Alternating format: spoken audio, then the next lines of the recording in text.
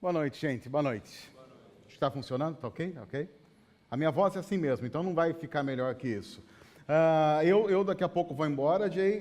Eu pego o avião agora no fim da noite, mas eu já estou programando a volta, porque se vai ter bacon no Encontro dos Homens no próximo sábado, bacon é uma das grandes provas da existência de Deus. É complicadíssimo alguém comer bacon, terminar de comer bacon e dizer assim, sou ateu. Não, é difícil, é complicado.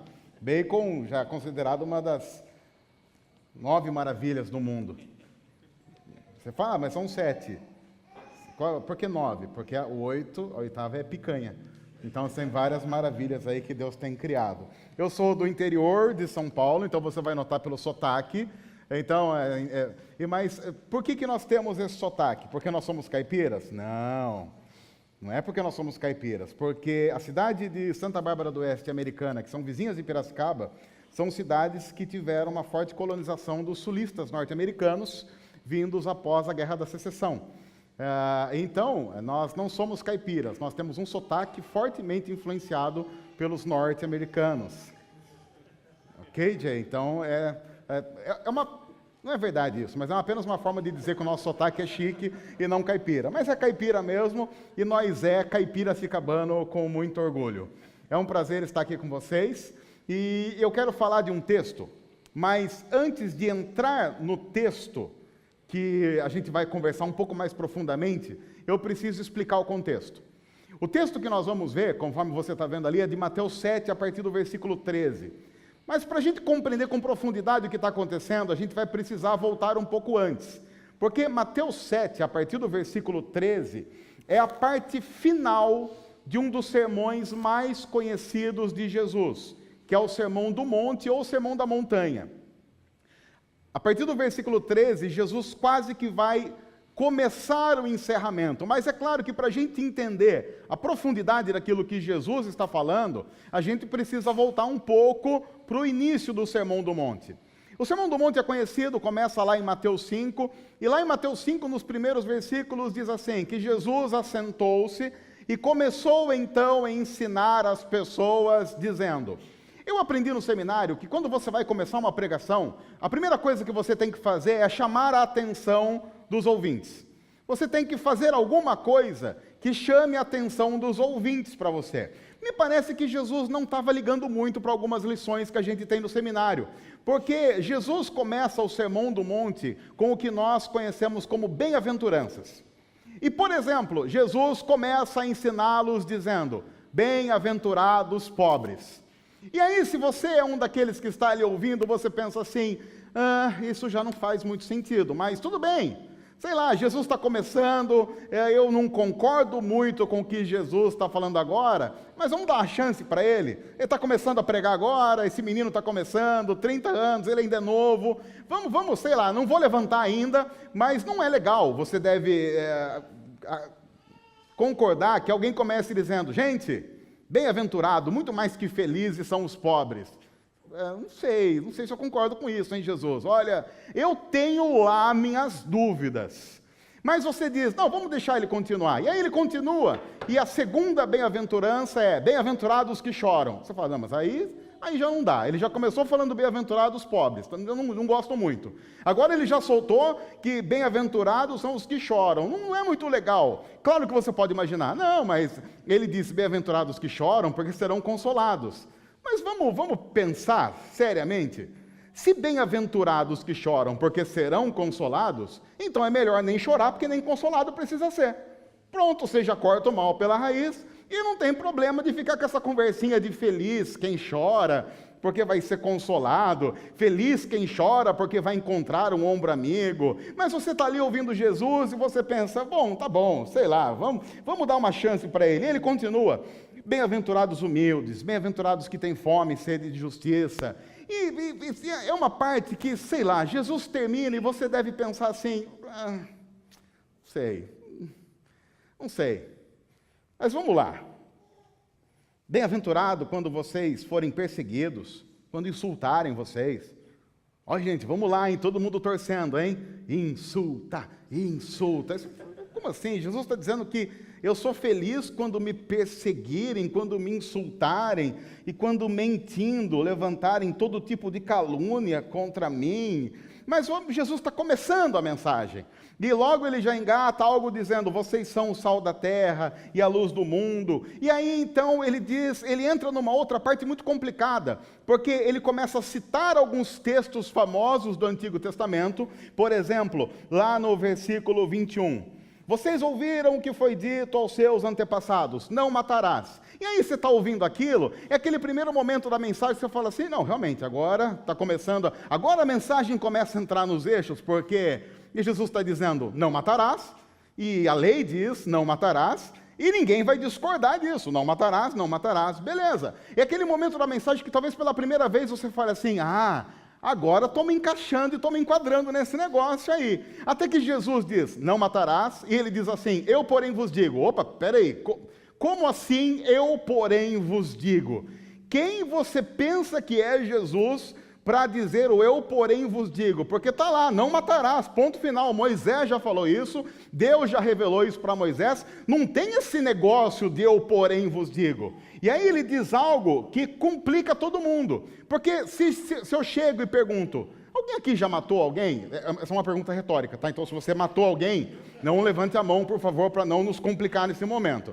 Mas, imagine, Jesus diz, não matarás, ou então ele diz, alguém aqui já matou alguém? Você fala, eu não, estou tranquilo, eu cumpri a lei. Aí Jesus diz, eu porém vos digo, que qualquer que se irar contra seu irmão estará sujeito ao mesmo julgamento daquele que mata. Também quem disser a seu irmão racá ou tolo será levado ao tribunal. E Jesus basicamente está dizendo, o problema do assassinato não está em matar alguém. O problema do assassinato está no coração do ser humano que já mata alguém antes do ato em si. Porque agora Jesus vai começar a trabalhar no Sermão do Monte as motivações que estão no coração dos seus seguidores. Então Jesus diz, deixa eu dizer uma coisa, não adianta só não matar do tipo dar um tiro em alguém.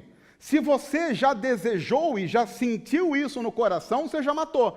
Aí, se Jesus está certo, e nós vamos partir do pressuposto que ele está certo, quem nunca matou? E aí, aquele momento, você diz assim, eu não sei se eu concordo com essa interpretação que Jesus está dando aí, porque me parece que Jesus está sendo muito radical. Porque, se for assim, eu já matei uns 5, 6. Tem muita gente aqui, eu não quero citar nomes, muita gente aqui matou a sogra. Mas aí você diz, tá, deixa passar. Aí ele diz, vocês ouviram o que foi dito, não adulterarás. Você fala, não, realmente, eu nunca adulterei. Sou uma pessoa íntegra, pessoa de família, pessoa do bem, uma pessoa cristã, marido de uma só mulher. E aí Jesus, mas eu lhe digo, de novo Jesus, vamos parar com esse negócio. Jesus, cita a lei e para, tá bom demais. Lembra a gente aí, não adulterarás, vai todo mundo feliz para casa, e a gente vai para casa jantar, comer uma pizza, não vai complicar as coisas, mas eu digo, não diz nada. Imagine Pedro do lado, Jesus parou, acabou, tempo, deu. Mas Jesus diz, porém eu lhes digo, qualquer que olhar para uma mulher, para desejá-la, já cometeu adultério com ela no coração.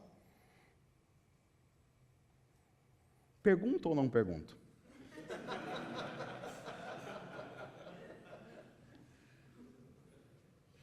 As risadas significam, por favor, não pergunte. É aquela risada nervosa, do tipo, não pergunte, não pergunte, não pergunte, perguntarei. Quem aqui já adultão? Se Jesus está certo, eu vou arriscar uma coisa. Também não sobrou ninguém. Não sobrou ninguém. Ninguém. Jesus está pregando e os caras estão pensando assim, esse Jesus acabou de dizer, se ele está certo, que eu sou um assassino adúltero. Já imaginou a moral da galera que está lá ouvindo Jesus? Jesus não está massageando o ego de ninguém, ele está complicando a história de uma tal forma que ninguém nunca já viu. Daí ele fala sobre divórcio, ele fala sobre juramento, ele diz, olha, vocês ouviram olho por olho, dente por dente. Legal, olho por olho, dente por dente. Eu não conheço nada mais justo que isso. Você roubou um copo de mim, devolve um copo. Você machucou o meu olho, dou um murro no seu olho. Se me arrancou um dente, eu arranco um dente seu. Nada mais justo que isso. No entanto, Jesus diz, mas eu lhes digo, Não resistam ao perverso. Se alguém ferir você na face direita, ofereça também a outra. Se alguém quiser processá-lo para tirar a túnica, deixa que leve a capa também. Se alguém quiser tirar a sua calça, deixa que leve a camisa. Se alguém forçar a caminhar com você 1 milha, vai 2.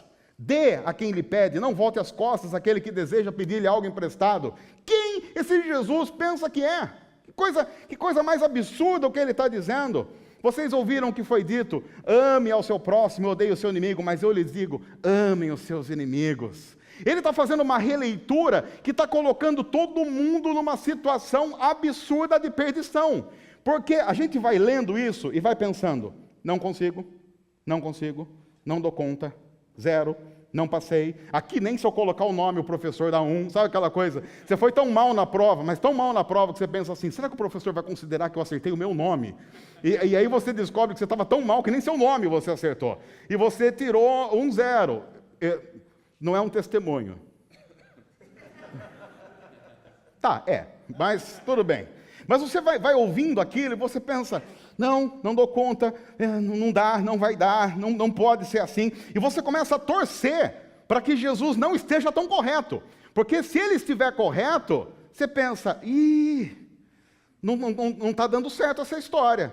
Eu não sei o que eu estou fazendo aqui. Aí, para piorar, e ele vai piorando, ele vai dizendo, dá ajuda aos necessitados. Ele diz assim, tenham o cuidado de não praticar as suas obras de justiça diante dos outros para serem vistos. Ele diz, por exemplo, quando você for ajudar alguém, que a sua mão direita não saiba o que faz a esquerda.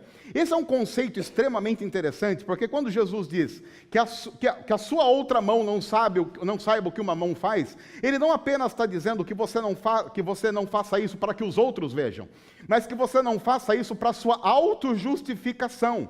Ou seja, nem eu mesmo tenho que ser convencido de que aquele meu ato foi um ato bom. Então, nem a minha outra mão precisa ter a noção de convencimento de que a outra mão é boa, porque nada em mim deve ser notado como bom. Jesus está trabalhando um conceito extremamente profundo, dizendo, se o que você faz, você não faz exclusivamente para Deus, então isso não tem valor nenhum. Se o seu referencial final do que você faz não é a glória de Deus, então isso não tem valor nenhum. Aí ele diz, inclusive falando sobre isso, quando vocês forem orar, qual é o jeito certo de orar? Você vai para o seu quarto, fecha a sua porta, e você vai orar em secreto. E o teu pai, que vem em secreto, vai recompensar vocês. Não sejam como os hipócritas, porque os hipócritas gostam de orar em pé nas sinagogas. Mas eles fazem isso para quê? Para serem vistos pelos homens. Jesus diz, eu digo a vocês que eles já receberam a recompensa deles. Qual é a recompensa? Ora, se você ora apenas para ser visto pelos homens, parabéns, você já conseguiu. Você foi visto pelos homens. Parabéns, volte para casa feliz, porque você foi visto pelos homens. Agora, se a sua recompensa tem a ver com Deus, a recompensa que tem a ver com Deus está no coração e no quarto secreto. O melhor local para orar, para aquele que quer ser reconhecido por Deus, é onde ninguém pode reconhecer você, a não ser Deus. Então vai para o seu quarto, fecha a porta e em secreto ora ao seu Pai que vai recompensar você. Veja como Jesus está trabalhando questões do coração do ser humano. Aí ele diz, quando você jejuar, vai jejuar, dá um trato no visu. Não fica jejuando, estou mal. O que foi? Jejum. Vai fazer jejum, passa uma babosa no cabelo. Isso entrega a idade, né? Ok. Aí ele diz umas coisas meio loucas também. E aí Jesus pensa assim, já que eu estou falando, eu vou falar mesmo. Não acumulem para vocês tesouros na terra. Como assim não acumulem tesouros na terra? Será que Jesus não sabe que amanhã eu tenho conta para pagar? Meio louco esse negócio. E aí Jesus diz, não, porque sabe por quê, gente? Deus não cuida de passarinho e de flor. Se Deus cuida de passarinho e de flor, vai cuidar de vocês também, basta cada dia o seu mal. Você está louco, Jesus? Quem que aguenta viver assim? O Senhor está querendo dizer, então, que amanhã eu tenho que levantar confiando somente no Senhor? Você está louco, né? Eu não vou dar conta disso. Já imaginou? A gente tem que levantar amanhã, segundona, Rio de Janeiro, aí você levanta e pensa assim, bom, a única coisa que me sobrou hoje foi Deus. Vai dar uma depressão, vai dar ansiedade, taquicardia, sudorese. vai ser internado no hospital lá pelas 4, a pressão 22/14. O que aconteceu? Só sobrou Deus. Mas Jesus diz isso com uma tranquilidade, como se fosse nada. Aí ele diz, não julgue, peça e será dado. E você está ouvindo Jesus, e você pensa, eu não devia ter vindo hoje. Até que chega o nosso texto, que é o capítulo 7, versículo 13. A partir do versículo 13, em que Jesus diz assim, veja agora o que Jesus diz. Entrem pela porta estreita, pois larga é a porta e amplo o caminho que leva à perdição, e são muitos os que entram por ela. Como é estreita a porta e apertado o caminho que leva à vida, são poucos os que a encontram. E esse é o primeiro momento na pregação de Jesus que você diz, Jesus, até que enfim concordamos em alguma coisa, né?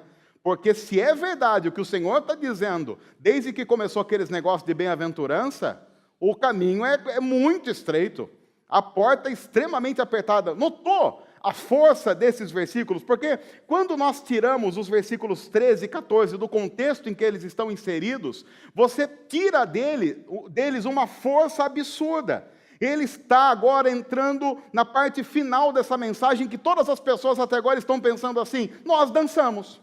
Não há o que a gente possa fazer. E aí Jesus diz, gente, o caminho é estreito, a porta é apertada. E você diz, sim, Jesus, porque se o Senhor está certo no que está falando até agora, nós não damos conta disso. Quer ver só? Pegando até o versículo 12 do capítulo 7, pegando tudo isso que Jesus está dizendo, dá uma nota para você de 0 a 10. Do que você tem feito até agora, assim, sei lá, olha, aqui 10, aqui 0, média 5, vai fazendo uma média, e diz aí, qual é a sua nota até agora no Sermão do Monte? Até o capítulo 7, versículo 12. Dá aí uma nota para você, sei lá, eu não quero constranger ninguém e pedir para alguém que dê uma nota aqui da sua própria vida. Mateus, você, que nota você daria para você até agora no Sermão do Monte? 4, 3, tipo, se a gente esperar mais 30 segundos... é abaixo da média. Eu sei lá, uma vez, eu pensei assim, eu vou fazer isso aqui, vou fazer aqui, vou colocar minha vida aqui, deixa eu colocar minha vida aqui. Eu falei, vou colocar uma nota, vou ser mais sincero possível. A minha nota no Sermão do Monte, olha só, porque claro, eu sou pastor, né, gente? Como o Jay disse, eu sou pastor presbiteriano, o que faz de mim, não apenas pastor, eu sou reverendo, 1,2. Mais ou menos essa é a minha nota no Sermão do Monte. É que teve umas partes que eu fui muito bem. Aí subiu a média. Eu não sei se eu fui otimista, eu acho que sim, mas Deus sabe. Mais 1,2 eu considerei assim, tempo de igreja como adicional. Você tem adicional na nota. Você tem aquela coisa assim, os agravantes, atenuantes, eu tenho um monte de atenuante. Meu sogro é pastor, entrou como atenuante. Meu sogro sendo pastor, já dá um 0,1 a mais aqui. Eu tirei 1,2. Eu sou aqueles que quando Jesus dissesse, a porta é estreita, eu ia falar, realmente, Jesus. Porque a gente não dá conta de viver isso. O Sermão do Monte é absurdamente opressor para aquele que não compreende o que está acontecendo aqui. É aquele tipo de sermão que a gente ouve e pensa, mas se isso é verdade, eu não tenho como ser cristão.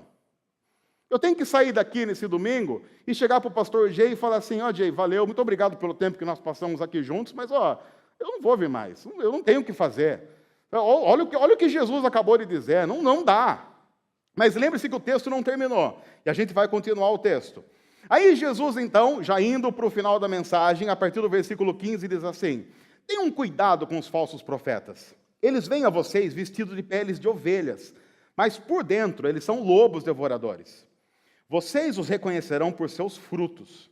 Pode alguém colher uvas de um espinheiro ou figos de ervas daninhas? Semelhantemente, toda árvore boa dá frutos bons, mas a árvore ruim dá frutos ruins. A árvore boa não pode dar frutos ruins, nem a árvore ruim dar frutos bons. Toda árvore que não produz bons frutos é cortada e lançada ao fogo.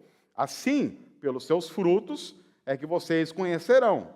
Então ele está dizendo, gente, nós precisamos começar a analisar as pessoas pelos frutos, mas lembre o contexto. O contexto não é apenas olhar para os frutos e medir a pessoa pelos frutos, mas reconhecer que os frutos são a consequência de um coração transformado, porque é isso que está sendo trabalhado no Sermão do Monte desde o capítulo 5. Olha o que ele vai dizer então, por isso que nem todo aquele que diz, Senhor, Senhor, entrará no reino dos céus. mas apenas aquele que faz a vontade de meu Pai que está nos céus. Muitos me dirão naquele dia. Qual dia? O dia do juízo final. E eles dirão o quê? Senhor, não profetizamos em teu nome? Lembre-se que o contexto é de juízo final, e o texto está sendo montado de uma forma para não dizer que eles não fizeram isso. Eles fizeram isso. Então, Senhor, nós não profetizamos em teu nome? A pergunta tem que ser, profetizaram ou não profetizaram? Profetizaram. Eles não são loucos de mentir no dia do juízo final. Eles estão tentando justificar a própria vida dizendo, Senhor, mas o Senhor não está lembrado que nós, inclusive, profetizávamos na tua igreja? Sim, profetizavam. E o que mais? Nós não expulsávamos demônios? Sim, expulsaram demônios. Em teu nome nós não realizamos muitos milagres? Sim, realizaram muitos milagres. E veja, esse tipo de crente, esse tipo de cristão seria julgado por nós como um cristão do fogo. Esse cara clama, profetiza, cura e expulsa demônios. Esse cara, no mínimo, tem que ser um presbítero ou um pastor, né, Jay? Esse cara que a gente tem que mandar para o seminário. A gente não pode perder um cara desse na igreja. Esse é o tipo de cara que, se chega na igreja, a gente, como pastor, faz crescer o olho do tipo, esse cara eu não vou deixar ir para uma outra igreja. Já imaginou? Você tem esse irmão do fogo, ele clama, profetiza, expulsa demônio, cura. Esse cara dá uma propaganda para a igreja que é uma beleza. Esse aqui você tem orgulho de dizer, isso aqui faz parte da minha igreja, foi discipulado por mim. Aprendeu a profetizar comigo? Aprendeu? Por que ele cura? E me viu curando várias vezes. Por que ele expulsa demônio? Expulsa demônio porque se eu expulso uns demônios que você não pode nem imaginar. No entanto, esse é o nosso referencial a respeito de algumas coisas ligadas ao cristianismo. Mas veja o que Jesus diz, versículo 23. Então, eu lhes direi claramente, eu nunca conheci vocês. Espera aí, Jesus. Você está dizendo que tem gente que profetiza, clama, cura e liberta, que faz isso em tese em teu nome, mas que o Senhor não apenas disse que o Senhor passou a não conhecer, que o Senhor nunca conheceu. Sim. E Jesus piora a situação quando ele diz assim, afastem-se de mim. O que está escrito no texto? Afastem-se de mim vocês que fazem o quê? Praticam o mal. Essa é uma expressão que me dá muito temor, sabe por quê? Do que Jesus está falando? Quando ele diz assim para esses caras, afastem-se de mim, vocês que praticam o mal. Espera aí, qual é o assunto até agora? O assunto é clamor, cura, libertação,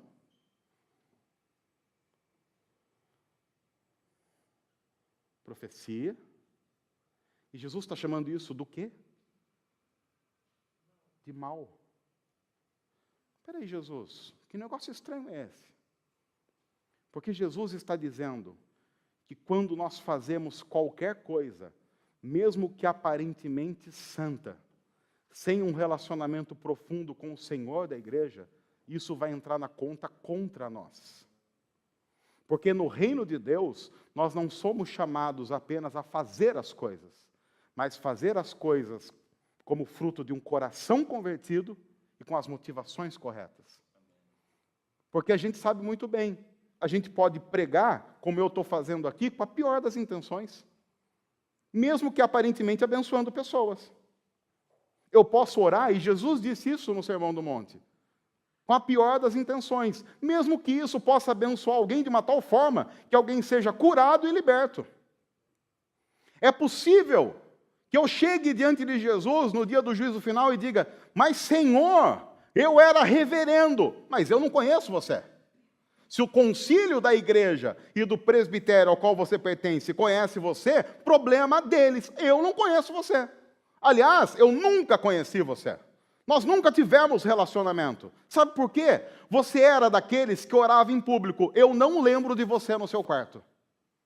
E o que faz total diferença no relacionamento com Deus não é o que acontece aqui debaixo dos holofotes, é o que acontece no escuro do nosso quarto.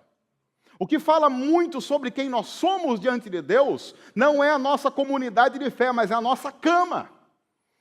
O nosso joelho dobrado, o nosso cotovelo apoiado na cama, diz mais, muito mais a nosso respeito do que qualquer outra pessoa possa dizer. Porque, do contrário, é muito possível que a gente chegue no final diante de Deus e diga: Deus, eu era da igreja do Redentor. Deus, eu era da igreja Ajuntamento. Eu plantei igrejas, mas eu não conheço você. E o Sermão do Monte vai sendo trabalhado de uma tal forma que a gente reconheça que o que nós mais precisamos como igreja é conhecer o Mestre, é conhecer Jesus e saber que isso é totalmente suficiente. Veja então como é que Jesus vai terminar o Sermão do Monte, para ver como essa mensagem é fantástica, como Jesus sabe construir todas as coisas. Ele diz assim em versículo 24, portanto, ou seja, encerrando tudo isso, e se Jesus vai fazer a conclusão, o que ele vai dizer agora é fundamental e tem que ser lido e pensado com muito cuidado. Portanto, quem ouve essas minhas palavras e as pratica, e lembre-se que o próprio Jesus disse que a prática da palavra de Deus está ligada à obediência, e a obediência está ligada a amor. Jesus disse várias vezes: quem me ama, obedece os meus mandamentos. Então, o que está em jogo aqui não é a obediência pela obediência, é a obediência fruto do amor. Então, em última instância, o que Jesus está dizendo é: preocupe-se com o seu relacionamento comigo, porque tendo um bom relacionamento comigo, automaticamente você vai obedecer às minhas palavras. E quem faz isso é como um homem prudente que construiu a sua casa sobre a rocha. E aí ele construiu a casa sobre a rocha, e o que aconteceu? Aconteceu o que acontece na vida de qualquer ser humano. Caiu a chuva, transbordaram os rios, sopraram os ventos e deram contra aquela casa. E ela não caiu por quê? Porque tinha os seus alicerces na rocha. Nós estamos aqui num templo. E quando nós nos reunimos em qualquer lugar, e quando a gente chega na casa de alguém, a gente sempre elogia alguma coisa. Então você chega aqui, você, puxa, gostei desse templo, é legal, gostei da iluminação, gostei disso, gostei daquilo. Você elogia as coisas que você está vendo. Mulheres têm muito disso, né? A minha esposa, ela chega na casa de alguém e ela fala assim: puxa, você viu aquele quadro? Eu falo: claro que não. Faço a mínima ideia do que você está falando. Não, mas aquele quadro, que você viu como estava bem centralizado? Amor, eu não vi o quadro. Não, mas você viu, ela tinha um enfeitezinho do lado da geladeira. Amor, a geladeira eu vi porque eu estava interessado no que tinha dentro. Mas do resto, eu não vi nada. Mas a gente chega, a gente olha, a gente observa, puxa, que legal isso, que legal aquilo. Mas você já notou que você nunca chega na casa de alguém, ou num templo e diz assim: o alicerce é bom? Como assim? O alicerce é bom? Porque se o alicerce não for bom, vai embora. Porque a parede pode ser bonita, mas se o alicerce não for bom, vai cair esse negócio aqui. Porque, não sei se há engenheiros aqui. Há algum engenheiro aqui? Porque, se eu não me engano, a parte mais importante de uma construção é o fundamento, é o alicerce. Não é? Você pode fazer uma parede muito bonita, se não tiver um alicerce bom, é uma questão de tempo, aquilo vai cair. Então a gente está aqui, a gente tem que orar para que o cara que fez aqui o alicerce tenha feito um bom alicerce. Porque senão a gente vai estar aqui louvando a Deus, a bateria dá uma guinada, já derruba o templo. Tremeu o lugar que eles estavam... foi a presença do Senhor? Não, foi construção mal feita mesmo. Caiu tudo. Mas a gente não olha isso. Porque, claro, nós estamos acostumados a naturalmente prestar atenção naquilo que é visível. Não naquilo que é invisível, mas dá sustentação a todo o resto. Aí Jesus diz assim: veja, gente, havia um cara prudente. O interessante é que Jesus diz assim: esse cara construiu a casa. Veja, isso não está solto, essa conclusão do Sermão do Monte. Para a gente entender o que Jesus está dizendo, a gente tem que lembrar o seguinte: Jesus está falando, gente, eu não estou aqui dizendo que você não deve orar, que você não deve fazer nada disso, que você não deve expulsar demônios, que você não deve clamar, que você não deve profetizar. Não! Essas coisas em si são boas originalmente, mas vai depender de uma coisa muito importante: construa a sua casa. Não há problema nenhum em você construir a sua casa, em construir paredes, em construir telhado. Ou seja, no contexto em que Jesus está dizendo isso, ele está falando: não há problema nenhum em você fazer as coisas ditas espirituais. A diferença é a partir de onde você vai construir isso. Se a sua casa, se a construção da sua vida tiver início na rocha, você pode fazer isso com toda tranquilidade, porque vai cair a chuva, vai bater vento, vão transbordar os rios e aquela casa não vai cair. A sua vida não vai ser abalada. Por quê? Porque a parede que você construiu é boa? Não, porque a rocha é boa. E isso para nós é fundamentalmente importante, porque nós sabemos, a rocha é Cristo. Jesus constrói todo o sermão do monte para no final dizer para mim e para você, enquanto você não construir toda a sua espiritualidade, toda a sua vida, todo o seu cantar a partir da rocha, você estará construindo coisas que vão levar você à perdição.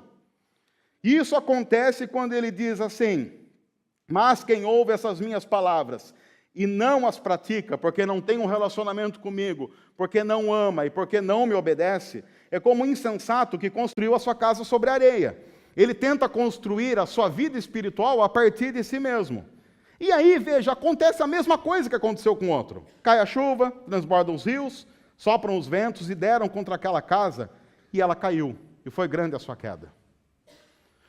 Quando nós lemos isso, nós somos lembrados que o centro da vida não está em nós, está em Cristo. E nós somos convidados a construir a nossa espiritualidade a partir da rocha. E tudo que não é construído a partir da rocha terá como fim uma grande queda.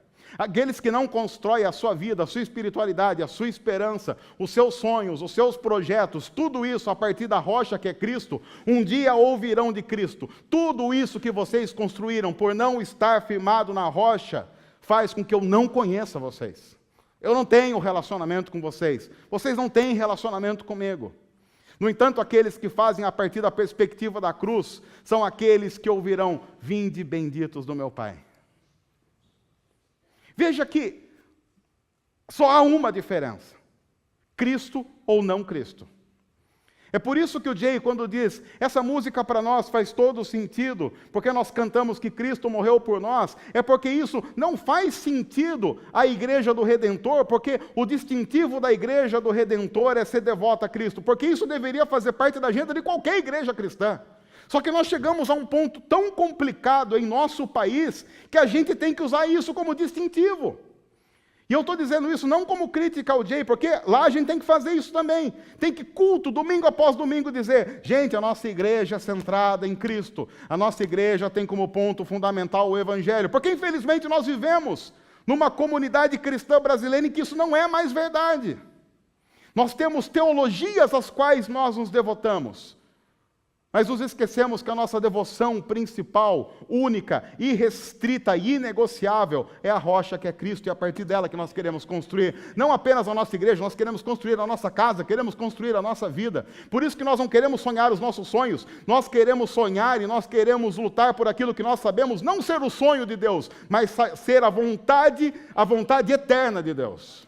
E a vontade eterna de Deus tem todo o seu resumo na cruz, em Cristo, na morte e ressurreição do Cordeiro, no nome pelo qual importa que sejamos salvos. É por isso que Jesus diz, você quer que a sua construção espiritual não acabe, não vire ruína? Construa na rocha. Por quê? Tá, a minha nota é 1,2, a do Mateus é 3. Mas você não pode se esquecer que Deus só aceita 10. Porque o padrão de Deus é Ele mesmo. Então, se eu chego para Deus apresentando uma nota, e você pode falar assim, mas eu sou muito espiritual, de uma tal forma que eu apresento nota 6, e 6 passa. Não passa. Porque a nota de corte no reino dos céus é 10.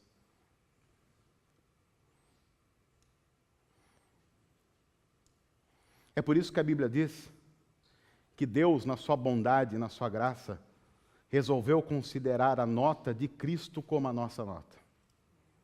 E Cristo tirou 10.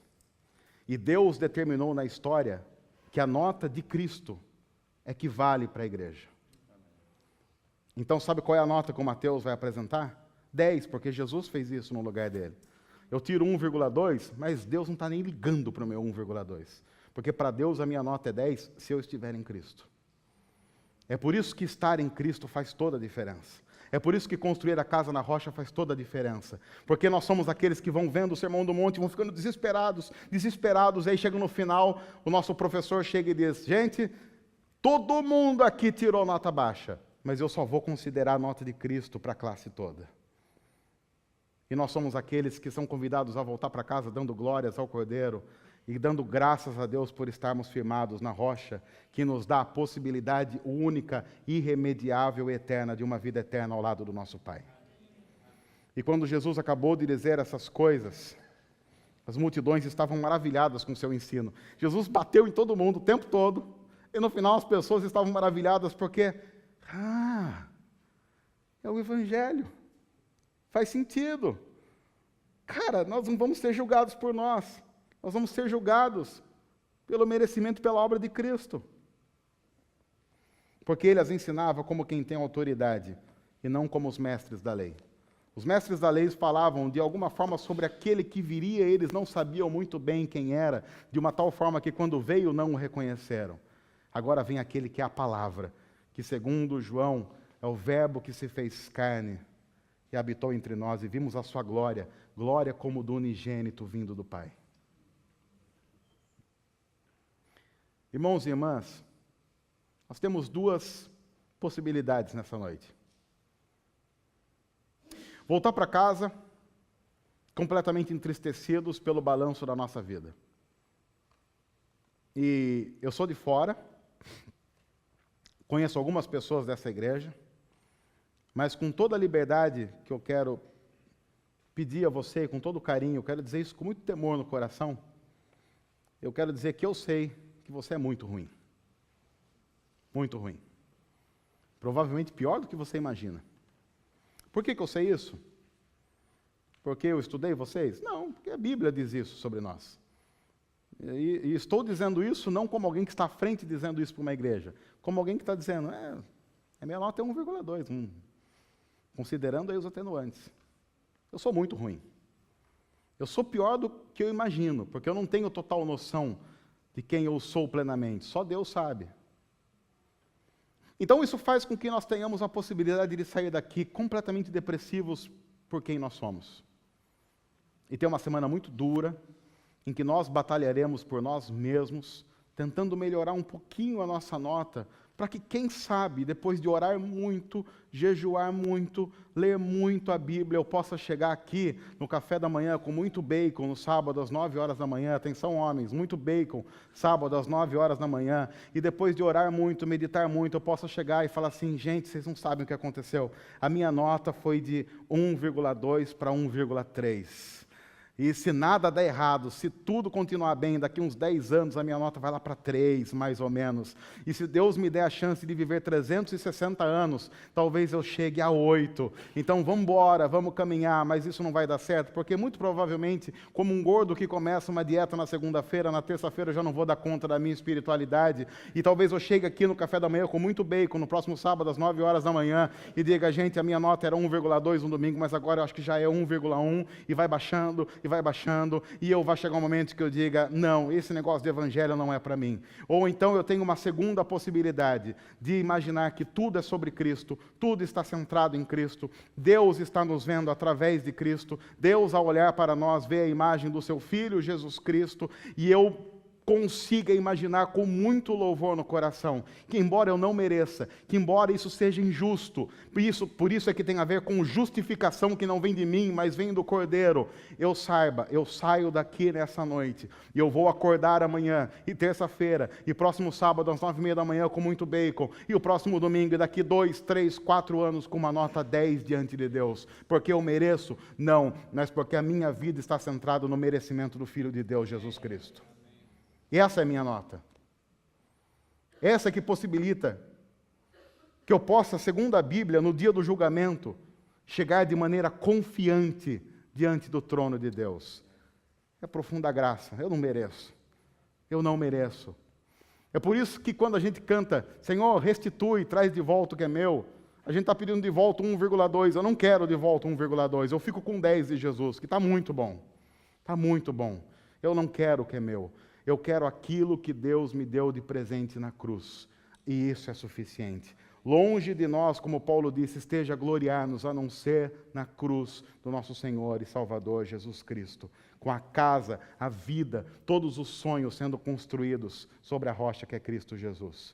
E que Ele nos abençoe, que Ele cuide de nós e faça dessa igreja e de qualquer igreja uma igreja que tenha profunda noção da necessidade absurda que nós temos somente de Cristo Jesus, o nosso Senhor e Salvador. Que Ele nos abençoe. Deus, obrigado por essa noite. Obrigado porque podemos meditar juntos, cantar juntos e celebrar o fato de que nós não somos igreja por nós mesmos. Nós somos igreja para, por causa e através de Jesus Cristo, a quem nós damos toda a honra, a quem nós damos toda a glória nessa noite. No nome de Jesus, a nossa rocha, o nosso Salvador e a nossa história. Amém e amém. Deus abençoe a todos, que todos nós, todos os dias, estejamos com os nossos pés e a nossa casa totalmente e plenamente firme na rocha que é Cristo. Que Deus nos abençoe aqui no Rio, em Piracicaba, até o dia em que nós moraremos todos juntos na Nova Jerusalém, onde a rocha será rocha para nós e nós a veremos e seremos vistos como somos conhecidos de verdade para a glória de Jesus. Que Deus os abençoe.